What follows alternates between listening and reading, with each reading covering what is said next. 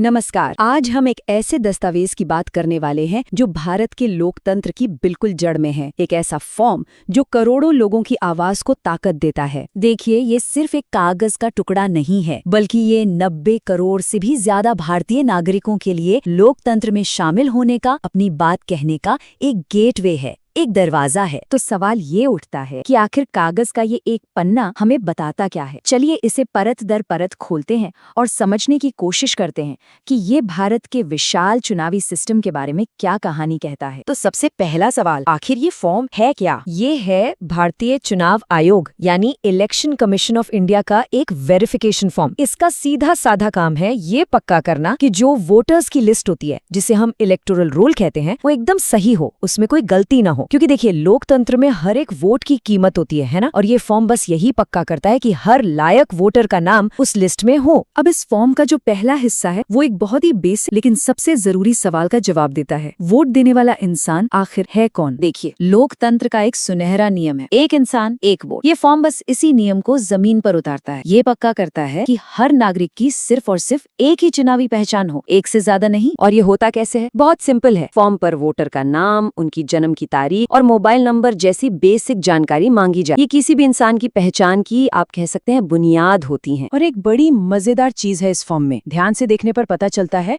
कि इसमें लाल रंग से साफ साफ निर्देश दिए हैं। जैसे लिखा है, यहाँ वोटर की पैदाइश की तारीख भरें। अब ये देखने में छोटी सी बात लगती है, लेकिन सोचिए, भारत जैसे देश में जहाँ हर किसी की पढ़ाई लिखाई का स्तर एक जैसा नहीं है, ये छोटा सा डिजाइन कितना काम आता है। इससे ये पक्का हो जाता है कि कोई भी बिना किसी रुकावट के फॉर्म को सही सही भर सके। और फिर आता है सबसे जरूरी data point, epic number. Epic मतलब electors photo identity card number. इसे ऐसे समझिए कि ये हर वोटर का एक यूनिक चुनावी फिंगरप्रिंट है। ये नंबर उनके वोटर आईडी कार्ड पर होता है और इलेक्शन के पूरे प्रोसेस में उनकी पहचान का सबसे बड़ा सबूत यही होता है। ठीक है, तो पहचान तो तय हो गई। अब अगला बड़ा सवाल आता है, ये वोटर अपना वोट डालेगा कहाँ? देखिए, एक वोटर का पता सिर्फ एक पता नहीं होता, वो उनकी राजनीतिक आवाज का भी पता होता है। मतलब उसी पते से तय होता है कि वो किस लोकसभा या विधानसभा सीट के लिए वोट करेंगे। इसी से उनका वोट सही जगह पर सही चुनावी मुकाबले में गिना जाता है। तो जब फॉर्म में राज्य, जिला और विधानसभा क्षेत्र की जानकारी भरी जाती है, तो सिस्टम हर वोटर को चुनावी नक्शे पर बिल्कुल सही जगह पर, समझ लीजिए कि पिन कर देता है। जैसे मैप पर लोकेशन पिन करते हैं ना, बिल्कुल वैसे ही। इससे ये पक्का हो जाता है कि उनका वोट गलत जगह न जाए। तो इंसान कौन है ये पता चल गया, कहाँ का है ये भी पता चल गया। अब बारी आती है इन सारी जानकारियों को वेरीफाई करने की, यानी कि इनकी पुष्टि करने की। इलेक्शन प्रोसेस को और भी ज्यादा फुल प्रूफ बनाने के लिए ये फॉर्म एक और चीज करता है। ये परिवार की जानकारी को इस्तेमाल करके वेरिफिकेशन की एक और लेयर जोड़ देता है। ये बहुत स्मार्ट तरीका है। इससे जानकारी डबल चेक हो जाती है और किसी भी तरह की धोखाधड़ी का चांस बहुत कम हो जाता है। कैसे? फॉर्म में वोटर के पिता, माता या पति पत्नी का नाम और उनका एपिक नंबर भी मांगा जाता है। इससे एक तरह का क्रॉस रेफरेंस सिस्टम बन जाता है जो पहचान को और भी पक्का कर देता है। और सबसे आखिर में ये पूरा प्रोसेस एक सिग्नेचर पर आकर खत्म होता है। लेकिन ये सिर्फ एक दस्तखत नहीं है, ये एक कानूनी घोषणा है, एक डिक्लेरेशन। इस पर साइन करके वोटर एक तरह से कसम खा रहा है कि उसने जो भी जानकारी दी है वो 100% सच है। तो अगर इस पूरे सफर को हम संक्षेप में देखें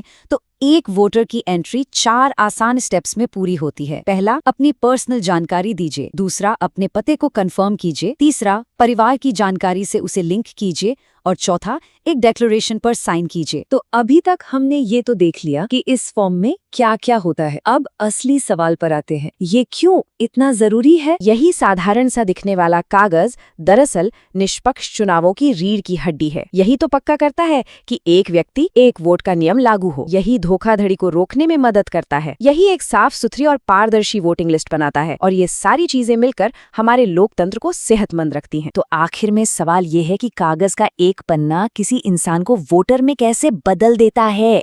ये फॉर्म सिर्फ जानकारी नहीं जुटाता, ये एक आम नागरिक को एक ताकतवर मतदाता में बदलता है। और ये हमें याद दिलाता है कि एक बड़े लोकतंत्र की जो इतनी विशाल मशीनरी होती है ना, वो अक्सर ऐसे ही छोटे छोटी लेकिन बेहद जरूरी दस्तावेजों के कंधों पर टिकी होती हैं।